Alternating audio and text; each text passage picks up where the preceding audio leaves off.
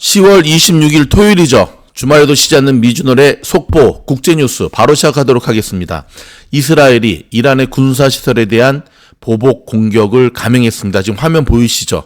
자, 지금 화면 이거 지금 실시간으로 들어오는 속보거든요. CNN. 그림 보이면서 계속 뉴스를 전해드리도록 하겠습니다. 자, 이란을 상대로 한 이스라엘의 보복은요, 25일 만에 단행된 건데요. 자, 이스라엘은 현지 시간 26일 성명을 내고 몇 달 동안 이어진 이란의 공격에 대응해 이란의 군사시설에 대한 정밀 타격을 진행하고 있다고 밝혔습니다. 자, 뉴스를 전해드린 이 시간은 이미 공습을 마치고 이스라엘의 전투기들이 무사 귀환했다는 것까지 지금 속보로 들어오고 있습니다. 그러면서 이스라엘은 대응할 권리와 의무가 있다며 이란과 그 대리단체들은 작년 10월 7일 이후 끊임없이 이스라엘에 대한 공격을 자행해 왔다고 규탄을 했습니다. 자, 이에 앞서 이란의 국영TV를 비롯한 현지 매체들은 수도 테헤란과 인근 카라즈시에서 수차례 큰 폭발음이 들렸다고 잇따라 보도를 했는데요. 자, 이란의 정보 당국 관리는 국영TV에서 큰 폭발음은 이란의 대공 방어 시스템이 작동한 데 따른 것일 수 있다고 말했는데, 현재까지 이란의 어떤 군사시설이 공격받았는지는 정확하지 않은 가운데 미국의 CBS 방송은 당국자를 이용해 이스라엘의 공격이 핵이나 석유시설이 아니라 군사시설에 제한됐다고 보도했습니다. 미국의 백악관은 이스라엘의 보복 공격 직전 해당 내용을 전달받은 것이라고 전해졌는데요. 자, 주목할 점은 군사시설을 타격했다는 겁니다. 점점 지금 석유, 핵 쪽으로 지금 가까이 오고 있거든요. 여러분 아시다시피 지난번 이란의 보복 공격에 대해서 다시금 또 재차 보복 공격을 했는데, 자, 공격을 받은 이란 측에서는 다시금 보복하겠다라고 또 천명하고 나섰습니다. 자, 잊을만 하면 주말에 터지는 이 중동의 리스크, 우리가 늘 주목하고 귀 기울여야겠습니다. 테슬라 소식입니다. 오늘도 테슬라가 상승을 이어갔습니다. 화면 보이시죠? 가장 파란, 가장 밝은 그린의 모습이 테슬라입니다. 자, 3분기 실적 발표 후 테슬라의 주가가 이틀째 상승을 하면서 13개월 만에 종가 기준으로 최고치를 기록했습니다. 이에 따라 자, 일론 머스크의 순자산 가치도 310억 달러. 와, 하루 만에 43조가 늘었답니다. 세계의 부자의 자리를 튼튼히 하고 있는데요. 자, 오늘 뉴욕 증시에서 테슬라 주가는 전장보다 3.34% 오른 269.19달러에 마감을 했습니다.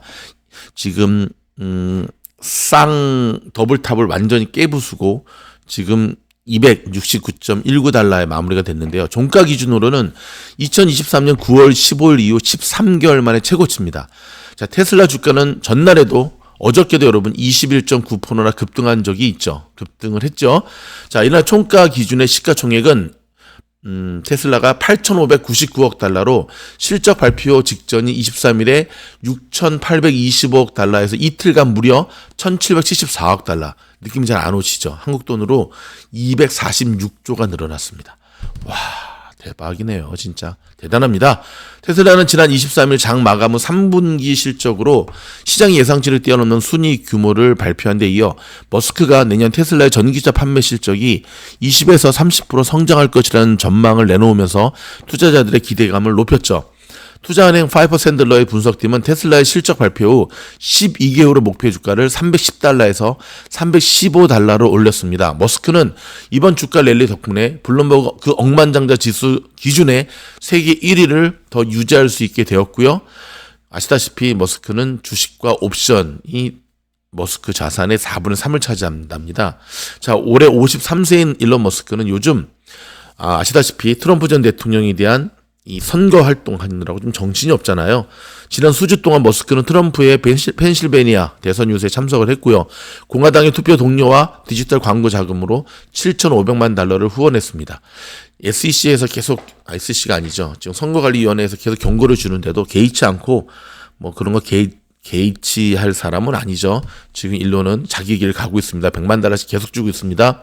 트럼프는 자신이 재선에 성공하면 관료주의 최소화의 목표로 둔 정부 효율성 부서라는 부처를 신설해서 일론 머스크에게 이를 이끌도록 요청할 것이라고 밝혔습니다. 머스크는 트럼프 행정부에서 이를 하게 되면 자율주행차에 대한 연방정부 승인 절차를 추진할 것이라고 말했습니다. 왜 여러분 일론이 계속해서 트럼프를 적극적으로 지지하는 줄 아시겠죠? 그러나 일각에서는 이들의 동행이 지속될 것인가에 대한 회의적 시각을 보이고 있기도 합니다. 두 사람이 지극히 독선적 캐릭터를 갖고 있는 데다가 전기차 등 친환경 산업의 미래에 대해 이견을 보이고 있는 탓인데요. 여러분 어떻게 생각하십니까? 재밌는 또 주말에 투표 한번 해볼까요? 트럼프가 대통령의 재선에 당선된다라고 하는 전제하에 트럼프와 바이든은 헤어진다 1번, 끝까지 함께한다 2번. 한번 댓글로 여러분 편안하게 한번 남겨주시기 바랍니다. 자, 다음 소식은요. 연준의 금리 인하로 미국 소비자들의 경제 심리도 개선되고 있는 것으로 나타났습니다.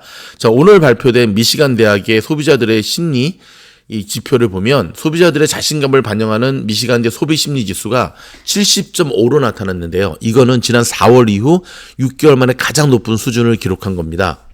미시간대 소비자 심리 지수는 지난 8월부터 3개월 연속 상승세를 나타내고 있는데요.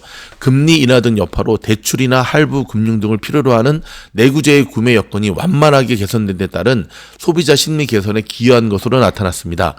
자, 미시간대 소비자 심리 지수 집계를 관장하는 디렉터는 주택이나 내구재, 차량 등 구매할 때 높은 금리를 부정적인 요인으로 언급하는 소비자 비중이 감소했다고 말했고요. 자, 이번 소비자 심리가 개선됐다는 조사 결과는 미국 경제 상황에 대한 다른 설문조사나 경제 지표와도 방향을 같이 하고 있습니다. 지난 17일 발표된 미국의 9월 소매 판매는 7,144억 달러로 전월 대비 0.4% 증가, 전문가 전망치를 웃돌았는데요. 연준은 지난 23일 발표한 10월 경기동향 보고서 일명 베이지북에서 미국 내 12개 지역 연방준비은행 담당 지역에서 경제활동 둔화세가 감지되지 않았다고 진단을 했습니다. 자, 오늘 금요일장 한번 짚어볼까요? 다우는 마이너스 0.61, 나스닥은 플러스 0.56, S&P 500 마이너스 0.03, 러셀 2000은 마이너스 0.38로 일단 이렇게 마무리가 되었습니다. M7 주식들이 버텨줬는데 시장은 혼조세로 마무리가 되었죠. 끝나기 한 2시간 전까지는 괜찮았거든요. 잘 버텨줬는데 오늘은 또 금리가 문제였습니다. 금리가 치솟으면서 주가가 결국 금요일이다라고 하는 악재 속에서 마지막에 버티지 못하고 흘러내렸는데, 자, 지금 건전한 조정인지 아니면 본격적인 조정인지는 좀 더 지켜봐야 될 것으로 보여집니다. 뭐 이런 와중에도 M7은 제 역할을 잘 했는데요. 엔비디아 0.80, 마이크로소프트 0.81, 애플 0.36, 알파벳 1.57, 아마존 0.78, 메타는 0.96% 올랐습니다. 다 테슬라 밑으로는 무릎 꿇어야겠죠. 그렇죠? 이로써 나스닥 지수는 주간 기준 7주 연속 상승세를 이어가면서 올해 들어 가장 긴 주간 상승을 기록하고 있는데요. 반면 나스닥 지수, 다우지수는 5개일 연속, 5거래일 연속, 5일 연속, 일주일이죠. S&P 500은 이 거래일 연속 하락하면서 주간 기준 6주 연속 상승세에 실패했습니다. 자, 경제 지표들은 대체로 양호했는데 미시간 대학이 발표한 10월 소비자 심리 지수가 70.5로 지난 4월 이후 6개월 만에 가장 높은 수준으로 개선되면서 미국 경기에 대한 소비자들의 자신감을 반영했는데요. 자, 미국 상무부가 공개한 9월 내구재 수준은 전월 대비 0.8% 줄어든 2,848억 달러로 집계가 됐고 2달 연속 감소세를 보인 것으로 나타났습니다. 중동 리스크도 지금 시장의 발목을 잡고 있는 거에 한몫하고 있는데요. 자, 종목 뉴스로 좀 들어가다 보면 글로벌 소비재 기업 콜게이트 팔올리브 치약 만드는 아시죠? 매출과 EPS 모두 시장의 예상치를 상회했지만 매출의 20%를 차지하는 미국 북미 지역 판매 성장률이 저조하게 나타나면서 주가가 4.14% 하락했습니다. 자, 미국의 최대 자동차 딜러 체인망을 운영하는 아로네이션 아시죠? 지난 7월 발생한 자동차 판매 관리 소프트웨어 제공업체 CDK 사이버 공격의 여파가 반영된 실적 보고서 탓에 주가가 무려 4.52%나 떨어졌습니다. 자, 유명 신발 제조사인 스케쳐스는 양호한 실적을 공개하고도 주가가 3.93% 밀리는 기이한 모습을 보여주었고요.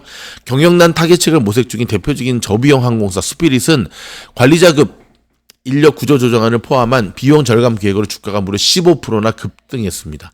명품 브랜드 마이클 코어스, 베르사체 등을 보유한 카프리와 코치 모기업인 테피스트리의 합병 계획이 반독점법 위반 혐의를 인정한 연방법원 판결로 무산이 되면서 카프리 주가는 48.89% 폭락했고요. 와우.